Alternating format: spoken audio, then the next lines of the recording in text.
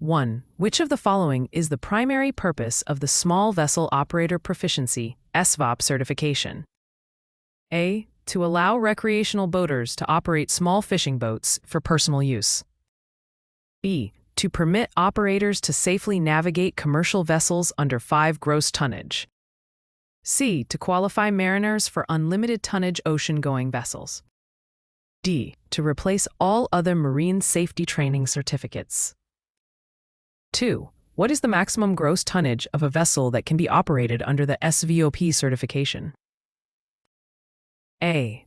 15 gross tonnage. B. 5 gross tonnage. C. 20 gross tonnage. D. 10 gross tonnage. 3. Which organization governs and issues the SVOP certification in Canada? A. Transport Canada. E. International Maritime Organization, IMO. C. Canadian Coast Guard Auxiliary. D. Fisheries and Oceans Canada. 4. An SVOP holder is typically authorized to operate vessels used for which purpose? A. Commercial passenger and workboat services. B. Naval defense operations. C. Large international cargo transport. D. Offshore oil tanker navigation. 5. What is a mandatory prerequisite for obtaining an SVOP certificate? A. Basic first aid. E. Marine basic safety training. C. Marine emergency duties, A3 or equivalent. D. Radio operator certificate, maritime. 6. Which of the following best describes the area of operation for SVOP certified vessels? A. Inland waters and coastal routes up to 25 nautical miles from shore. B. Unlimited ocean routes. C. Arctic and Antarctic polar waters. D. International shipping lanes. 7. When operating under SVOP, which of the following is a required safety responsibility of the operator? A. Ensuring the vessel carries all required safety equipment. B. Reporting directly to the IMO. C. Maintaining naval defense readiness. D. Submitting voyage plans to foreign governments. 8. What is the role of the operator in regard to the Canada Shipping Act, 2001? A. To ensure vessel operations comply with the Act's safety and pollution prevention requirements. B. To enforce the Act for other vessels in the area. C. To replace Coast Guard inspections. D. To waive all compliance if operating in Canadian waters. 9. What is the significance of a gross tonnage measurement for SVOP certification? It measures the weight of the vessel's cargo. B. It defines the volume and operational limits of the vessel. C. It measures the fuel consumption of the vessel. D. It determines the horsepower of the engine. 10. What does an SVOP operator need to do prior to departure on a commercial voyage? A. File a voyage plan or provide safety information to a responsible person ashore. E. Obtain approval from the IMO. C. Request clearance from all regional ports. D. Submit financial records to Transport Canada. 11. Which type of chart should an SVOP certified operator use for safe navigation? A. Official nautical charts approved by the Canadian Hydrographic Service. B. Tourist maps of coastal towns. C. Hand-drawn maps from local fishermen. D. Satellite imagery without scale. 12. What is the correct action if an SVOP operator encounters restricted visibility? A. Sound the prescribed fog signals and reduce speed. B. Maintain course and speed as normal. C. Shut down all navigation lights. D. Increase speed to clear the area quickly. 13. Which regulation requires SVOP operators to prevent oil spills and marine pollution? A. Marine Liability Act. B. Canada Shipping Act, 2001. C. Oceans Act. D. Fisheries Act. 14. Which of the following is not covered under SVOP training? A. Vessel stability. B. Collision regulations. C. International cargo manifest rules for large container ships. D. Chart work and pilotage. 15. What does the acronym COLREG stand for in SVOP training? A. Collision regulations. B. Commercial regulations. C. Coastal registration guidelines. D. Cargo and logistics regulations. 16. Which of the following is a primary consideration for vessel stability? A. Free surface effect of liquids. B. Number of passengers only. C. Paint color of the vessel.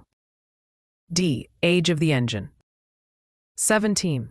In the event of a man overboard, what is the operator's immediate action?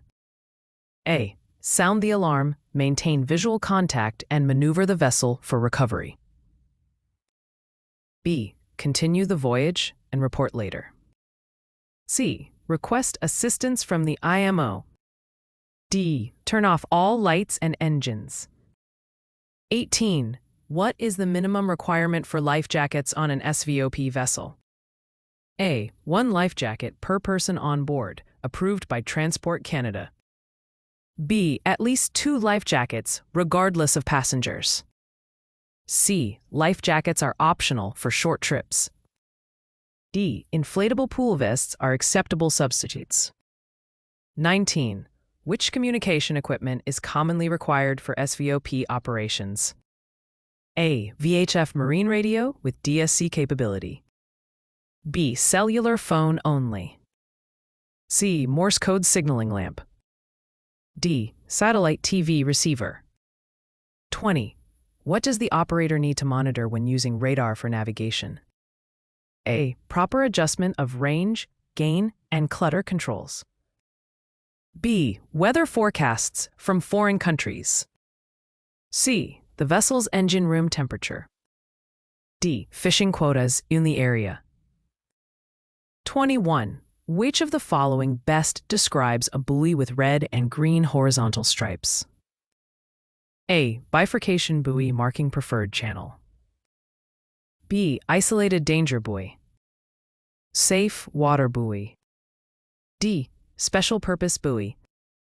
22. In SVOP training, what is the rule of responsibility under collision regulations? A. All vessel operators must avoid collisions regardless of right-of-way. B. Only the larger vessel has responsibility. C. The vessel with passengers always has right-of-way. D. Commercial vessels are exempt from responsibility. 23. Which fire extinguisher type is best for an onboard electrical fire? A. CO2 extinguisher. B. Water extinguisher. C. Foam extinguisher. D. Dry sand only. 24. What is the recommended action if an SVOP vessel is taking on water rapidly? A. Use bilge pumps and prepare for possible abandonment. B. Increase speed to shake off the water. C. Ignore the issue until arrival at port. D. Call IMO headquarters. 25. Which safety document must always be carried on board by an SVOP operator? A. Vessel registration or licensing documents. B. Naval Defense Charter. C. International Pilot License. D. Fishing Quota Certificate. 26. What is the significance of day shapes in SVOP navigation? A. They visually indicate a vessel's status or activity during daylight. B. They decorate the vessel for ceremonies. C. They are optional flags for fishing vessels only. D.